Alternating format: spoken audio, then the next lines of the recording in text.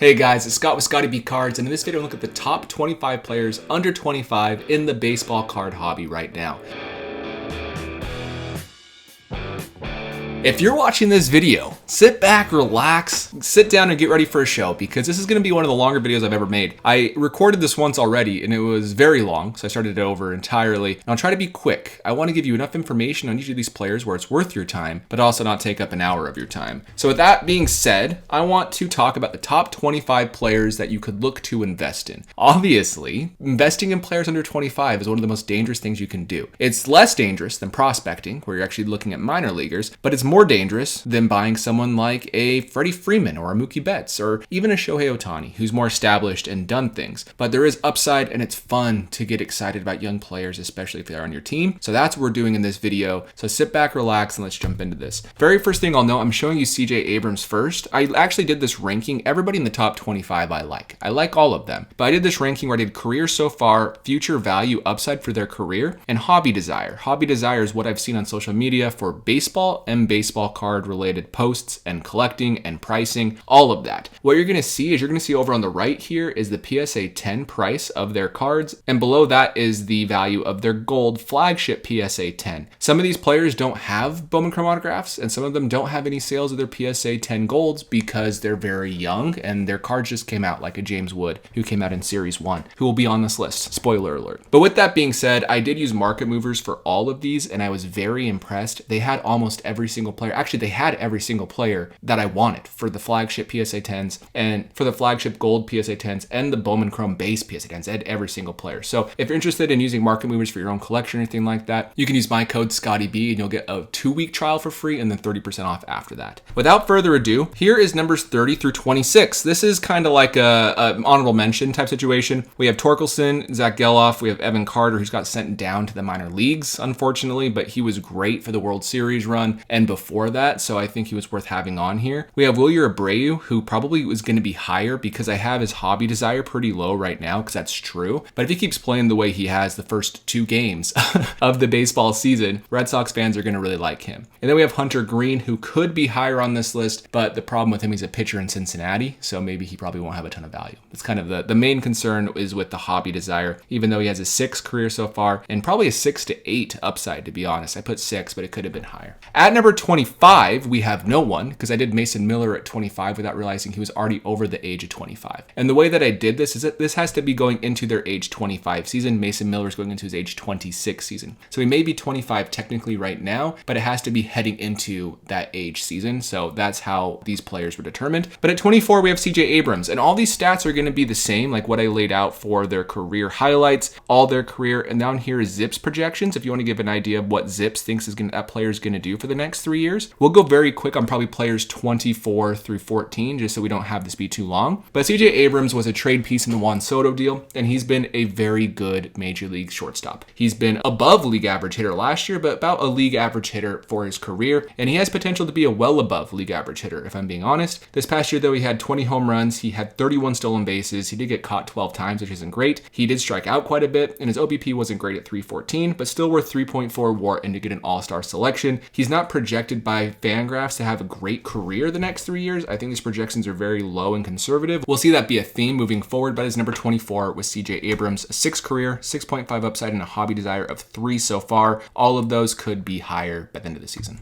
At number 23 is Pete Crow Armstrong. I like Pete Crow Armstrong. I'm interested in Pete Crow Armstrong. Heading into his age 23 season, he did have an 88 OPS plus last year and still ended up with 2.3 WAR. It just shows how good he actually was. Even though he was a below average offensive player, he still had pretty good value. And that's kind of Pete Crow Armstrong in a nutshell. His Bowman Chrome autograph PSA 10 is $315 and his gold flagship is $104. So both relatively expensive already, but there still is room. He's going to be a Cubs fan favorite as long as he can be above average hitter and maintain elite defense. We're looking at like a 3 to 5 WAR player. At number 22 is Mark Vientos. Mark Vientos may feel low on this list, and that's fair. He's heading into his age 25 season, but a lot of baseball experts are projecting him to regress. I haven't looked into it completely myself, but I respect respect their opinions. And we can see this last year. He did have 27 home runs with a 266 batting average and a 135 OPS plus. The 2 years before that weren't great, but they were pretty small sample sizes. So maybe I could have given him a career so far score of 7, maybe a little bit higher because he was worth 3.1 WAR, but he is number 22 again. Anywhere between 14 and 22 is kind of a tie, to be fully transparent. And his cards aren't that expensive. There was no PSA 10 gold sales, but there was a bunch of sales of his Bowman Chrome autograph PSA 10. It's a pop 341, surprisingly pretty high for his base Bowman Chrome autograph, but $190 feels like Mets fans, if they can have another deep playoff run, that could go up. We'll see. At number 21 is Ezequiel Tovar. Career so far is a 6. He is a Gold Glove winner. He actually has MVP votes, which is pretty awesome. He had the most doubles in the National League last year with 45. He ended up with 3.8 WAR, 269 average, and a 103 OPS plus, and 26 home runs. So overall, I like Tovar as a Rockies fan. I know there's only a few Rockies players who really broke out for value. Arenado, maybe. Arenado is the main example. Trevor Story, maybe for a little bit. Charlie Blackmon, maybe for a little bit. But it's tough for Rockies players. So he needs to really be not just a good player where he's an all-star and gets some like fringe MVP votes. He needs to be a very good player. But if he's leading the league in doubles, that's all you can do. If you have 30 home runs, lead the league in doubles, you're doing pretty well. A lot of extra base hits. But Tovar is projected to be an elite defensive player. Let's just see if he can get his OPS plus above a 110 to 120. That's where we're going to see some like 5 to 7 WAR seasons. At number 20 is Zach Neto. Zach Neto was surprisingly good. He would be a lot higher on this list if his hobby desire score was higher, but no one collects Zach Neto that I know. And you can see that with his card prices. His PSA 10 Bowman Chrome autograph is $74, while his gold PSA 10 is actually worth more at $93, which is pretty crazy. But 7.5 career so far. He had 5.1 WAR last year with a 113 OPS plus, a 249 average, and he did have 30 stolen bases and 23 home runs. So a great shortstop, good hitter, good fielder, good base runner. That's kind of what you're looking for. His ceiling, I don't know what that's going to be, but if you have a 5 WAR season every year, it's hard not to have value in baseball cards because it means you're a really good player. So that's my number 20 with Zach Neto. At number 19 is Colton Cowser, MVP runner-up to Luis Hill. And Colton Cowser, he's like the 4th best young player, maybe even the 5th best young player on his own team. You have Kerstead, you have Rutschman, you have Gunnar, you have Jackson Holiday. So that makes it really hard for his cards, and his hobby desire has suffered. If he was on the Yankees, his cards would be very, very collected because he'd be the young guy everybody wants. But his career so far gave him a 7. Maybe that's a little bit too generous if I'm being honest looking at this now. But his upside value at 7 makes sense. I think that's accurate. And his hobby desire is higher than some of the other players we've seen so far.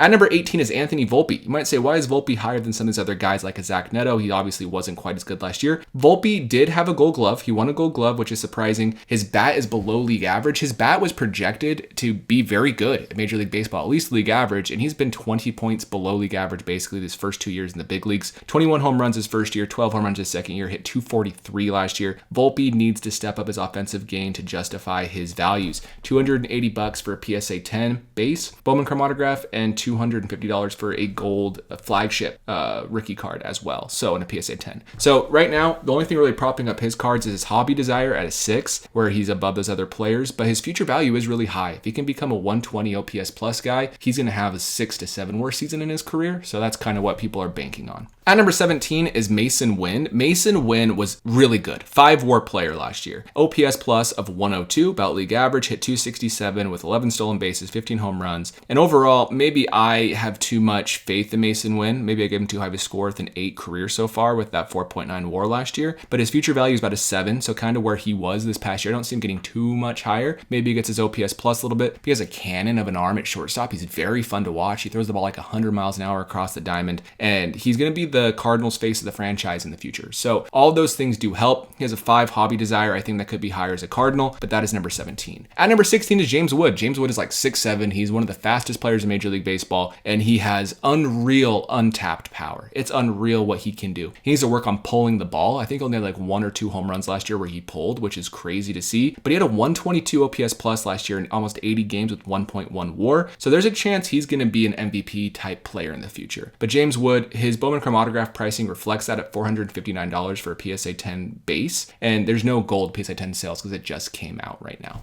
His Zips projections have him at 3.3 to 4 WAR this year. If he has a 3.3 to 4 WAR this year, it justifies the hype for him because his hobby desire is high as a headliner for Series 1. So we'll see what happens with his cards. At number 15 is Lawrence Butler. You might say that seems really high, but I like Lawrence Butler, and maybe he is a little too high. Either way, I had 7 careers so far, 3 WAR because he did have a 131 OPS plus. If you look at his second half numbers last year, he was insane. 18 stolen bases, 0 caught ceilings with 22 home runs and an 807 OPS. I think that he's going to have a good career. That's me hoping. He has all of the intangibles. He kind of feels like Ricky Henderson in the way he's like really cocky but nice, and he has a lot of stolen base potential. So I'm really rooting for Lawrence Butler on the A's. Sacramento A's, I guess you could say. But his future upside is like an MVP 10 finisher. So that's why I have him as an 8 here. And his hobby desire is higher than I expected. His gold PSA 10 did go for $108 in his flagship card. He does not have a Bowman Chrome first autograph. He has a Bowman Chrome rookie autograph, but not a first. But that is number 15, Lawrence Butler. At number 14 is Riley Green. If you don't know Riley Green very well, look at his stats. They're really solid. 5.4 WAR. That's one of the highest of all the rookies we're going to see on this list. So I gave him a career so far of 7.5. I don't know if he can really do much better than that. I think he can get to an 8 to 8.5 future value just because I don't think saw his full potential offensively with an 827 OPS, 133 OPS plus. He had 24 home runs, not really a fast dude, so only 4 stolen bases, but his cards aren't as expensive as you might anticipate for a player as good as he was as an all-star last year. His Bowman Chrome first autograph is $233. His flagship is $61 for his gold flagship, so pretty cheap, but he's projected to be a 4 WAR player the next 3 years, so he's going to be good for the Tigers, and regardless, Tiger fans will want him, which is why I think his hobby upside is pretty high, around 6. At number 13 is Wyatt Langford, another player who started slow. He only had like 1 or 2 home runs, and I think the 1 home run was inside the park for the first month of his career. And he's a college hitter who got brought up and had a lot of expectations and kind of underwhelmed, but he ended up having a pretty solid year with 3.9 WAR. He had 19 stolen bases, 16 home runs, a 111 OPS with a 740 OPS plus, and his cards reflect that he had hype baked in. $380 for his PSA 10 Bowman Chrome autograph, and his flagship gold is $139 in a PSA 10. But again, he's projected to be a 4.2 to 4.5 WAR player, and his projections are super conservative because only 26 home runs is his highest for the next 3 years. He could be a 35 home run guy. I really believe that. Hopefully we see if that's the case, but if that happens, people in the hobby love home runs, especially if you're able to have good metrics outside of just power hitting, like his OPS plus at 111. That could be like a 140 OPS plus guy potentially. At number 12, we have Roki Sasaki. No card values to show, no Bowman Chrome autographs, no flagship golds yet. We'll see those soon, but his career so far gave him a 6, even though he's amazing. He has been amazing in Japan. I think he won the MVP last year, and he pitched for 4 seasons from his age 19 to 22 seasons, 19, 20, 21, 22. Yeah, there you go. There's 4 seasons for a 2.02 ERA, 30 wins in those years. And he's already pitched once for the Dodgers. He'll pitch a second game by the time this comes out, and he looks good. He has a really great fastball. I can't remember. I think it's a splitter, which is just like one of the nastiest pitches ever. So Roki, there's a chance. There's very few young pitchers I think have investability in them. He's one of them with Paul Skeens. Those 2 players, they both throw hard, so Tommy John's probably in their future, which is unfortunate, but someone has to be a breakout pitcher for this era. Why can't it be Roki as he comes to the Dodgers in his age 23 season? Number 11 is Jackson Holiday. For career so far, gave him 2.5. For future upside, I gave him a 9. Hobby desire, I gave him a 10. His rookie debut patch autograph just sold for $200,000. So there's a lot baked in, because if you look at an Acuna and look at a Bryce Harper Bowman Chrome Superfractor autograph, their best cards ever made compared to Jackson Holiday's best card ever made, which is that rookie debut patch autograph. Harper and Acuna Superfractors sold for $420,000. So Holiday is already worth half of their cards in regards to value there. So he has a lot of hype. His card prices reflect that. It's $725 for his Bowman Chrome autograph PSA 10 and $185 on his flagship gold. But he was bad. He was bad. 2.5 is fair grade, maybe even too high. He had 0.1 WAR. He had 66 OPS plus. He was bad, but his future value as a top prospect is just praised by every scout. He was number 1 prospect in baseball, and his hobby desire is already a 10, so it's hard to argue he shouldn't be this high.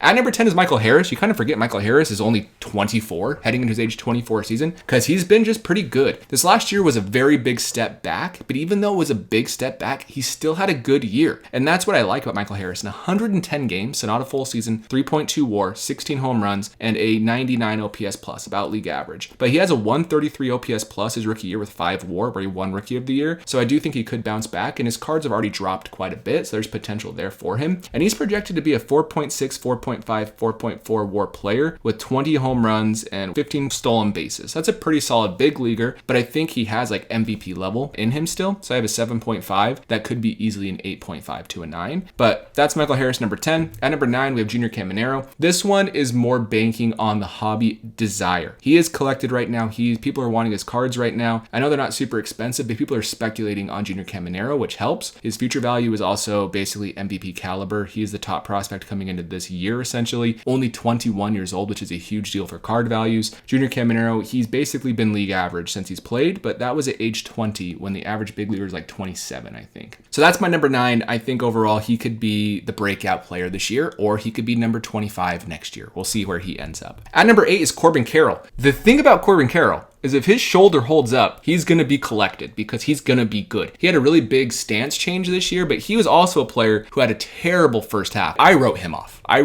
even though I really like him. And then he came back and had a fantastic second half. But he has in his arsenal the fastest speed in baseball. Last year, he stole 2 years ago, 54 stolen bases. Last year, 35 stolen bases. The reason he dropped is because his on-base percentage dropped from 362 to 322. And his batting average dropped from 285 to 231. He had the weird shoulder issue, so if you can fix that, he's going to get on base more, and he's going to steal almost 60 bags, and he's going to hit probably 20 to 30 home runs. He's going to be one of these days when he figures out how to be a decent defender. It's crazy. He can get to balls quick, but he has a noodle arm. If he can figure that out, he could win an MVP. He was an MVP top 5 finisher 2 years ago, as an example. So that's why he has an 8 career so far, 8 career upside, and 8 hobby desire for a total score of 8. At number 8, look at that. That wasn't even intentional. Cards are pretty expensive. $475 for his PSA 10 base, $160 for his flagship gold. At number 7 is Jackson Chourio. Up to you if you think this is too high or too low. He's heading into his age 21 season, same age as Junior Caminero, but the difference between those two players is Jackson Chourio was good last year. He played 148 games, had about 4 WAR, had some big postseason moments, even though it was a quick postseason, and his cards aren't cheap at $572 for his Bowman Chrome autograph, and his gold is $300, but he has MVP upside. He legitimately does and could win an MVP. He's also one of the fastest players in Major League Baseball, and he hit 21 home runs, so a 2020 guy this last year. Needs to work on cutting his strikeouts down. 327 OBP isn't terrible for a 20-year-old, if I'm being honest, but I'd love to see that get higher as well for a 117 OPS plus. Fangraphs hates him. Look at these Zips projections, 2.8 WAR, 3 and 3.3. Too low. He's going to beat all of those in the next 3 years is my take. At number 6 is Jackson Merrill. Unfortunately for Jackson Chourio, he wasn't even the best Jackson on this list. Jackson Merrill's career so far, I gave him a 9, and maybe that's too high, but 21 years old, moved to center field for the first time after playing infield his whole minor league career and being a plus defender in center field while still having a 127 OPS plus with 24 home runs. I like him. I like Jackson Merrill, and I think that he could have a really big year this year. I think his upside is probably lower than Jackson Chourio's though, or pretty similar to Jackson Chourio's. I don't think he's like head and shoulders better, but his hobby upside is even to Jackson Chourio. Maybe it's slightly lower. I gave him both 8s overall, but his cards are not as expensive as other players. His Bowman Chrome autograph, it's not a first auto because his first came a year before and it was the wrong player, but this is his first autograph and should be collected as such, like a Rafael Devers or other players who don't have the first logo, but like Bryce Harper, same situation. But regardless, $251 for his autograph and $288 for his gold. I like Jackson Merrill.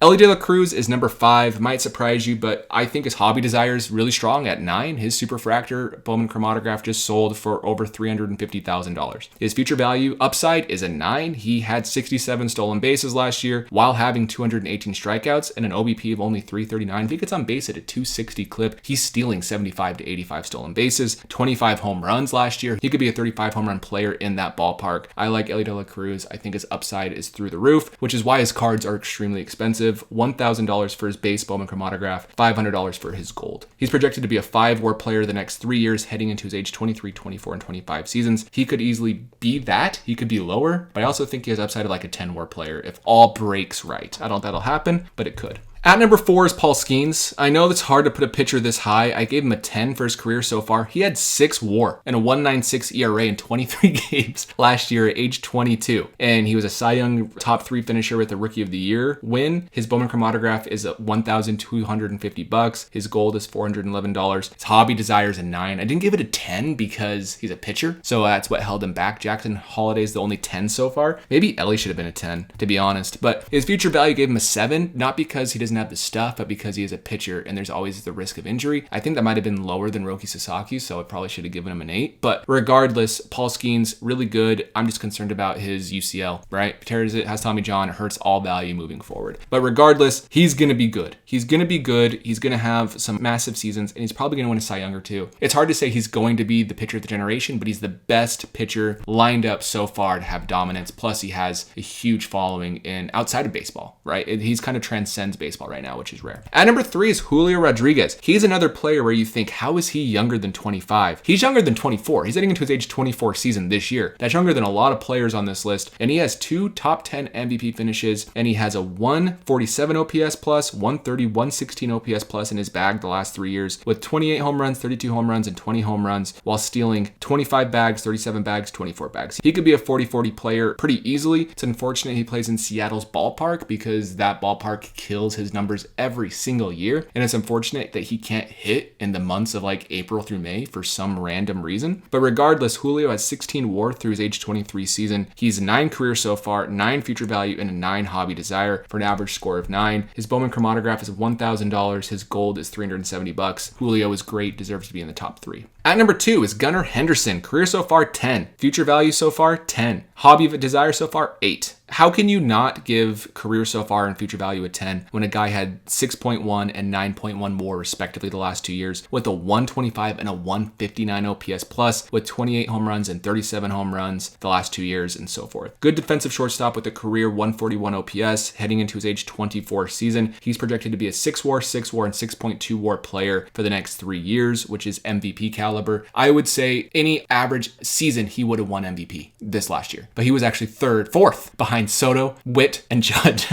It's just how it breaks sometimes, but any other year, he has a really good chance of being the MVP. At number 1 is Bobby Witt. 10, 10, 10, 10 career so far, 10 future value, 10 hobby desire. His card prices reflect it. $1.8 thousand for his Bowman chromatograph, $700 for his gold. He'd had a better year than Gunnar last year with 9.4 WAR. He's projected to actually have worse seasons than Gunnar by Zips projections, which is pretty crazy. But 977 OPS, 171 OPS plus, won a batting title at 332, and he's been a 30-30 player the last 2 years and at least a 20-20 player his entire career. Bobby Witt, that's the only shortstop ever to do that, and I think he's continued to break records as long as he stays healthy. Won a Gold Glove last year. That was his biggest issue. His rookie year was defense. He fixes that. His second biggest issue was his on-base percentage. He fixed that, went from 319 to 389 in 1 year. So I'm excited to see what Witt can do this year. I'm going to be watching him even though I have 0 of his cards because they're expensive, but maybe I'll buy some if he can prove it again this year. That is my top 25 under 25. Very long video. Let me know in the comments down below who you agree with and who you disagree with, and if I forgot anybody, which I may have, and I will see you in the next video.